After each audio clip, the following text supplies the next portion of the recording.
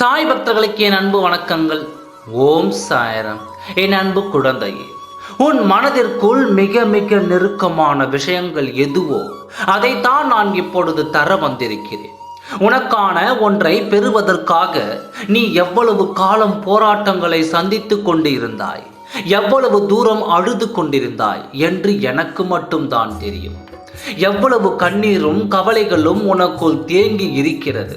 என் சாயப்பா இதை எப்பொழுது செய்து முடிப்பார் என்று என்னை ஏக்கத்தோடு பார்த்த நாட்களும் உண்டு.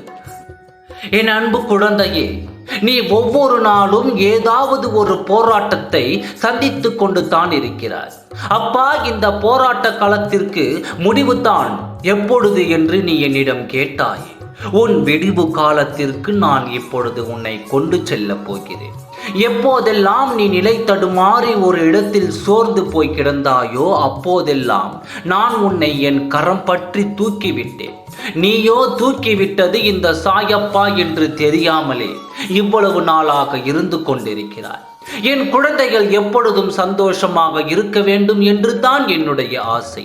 அதை நான் இப்பொழுது நிறைவேற்றும் தருவாயில் உள்ளேன். என் குழந்தைகள் அளவு கடந்த பாசத்தை என் மீது வைத்திருக்கிறார்கள்.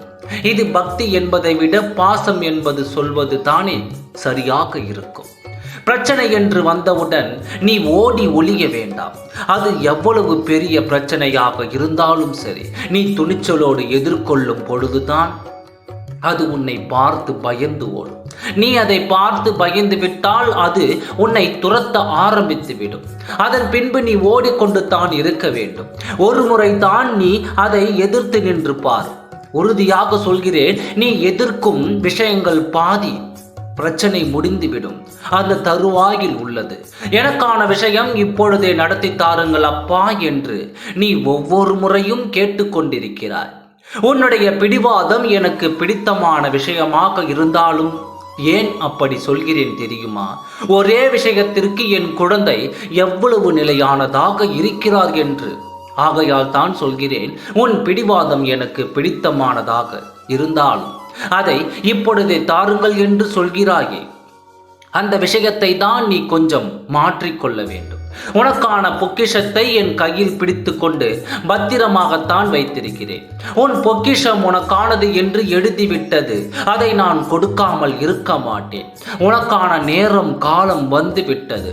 அது உன்னிடம் ஒப்படைத்து தானே நியாயமான தருணம். அந்த நியாயமான விஷயத்தை இப்பொழுது நான் செய்ய வந்திருக்கிறேன். எவ்வளவு தான் வாழ்க்கையில் கஷ்டப்பட்டாலும் நீ இப்பொழுது இருக்கும் நிலையில், அப்பா இந்த நிலையை எனக்கு தந்ததற்கு நன்றி என்று சொல்லிக் கொண்டு இரு. பல பேர் இன்று நம்மை விட கஷ்டப்பட்டு கொண்டு தான் இருக்கிறார்கள். நாம் இந்த அளவிற்காக இருக்கிறோமே என்று சந்தோஷப்பட்டுக்கொள். உன் வாழ்க்கையை மாற்றி அமைப்பதை நான் முடிவெடுத்து விட்டேன். கவலைப்படாமல் இரு. உன் நீண்ட கால ஆசை நிறைவேறும். நான் அதை தீர்த்து வைக்கிறேன். ஓம் சாய்ராம். நன்றி, வணக்கம்.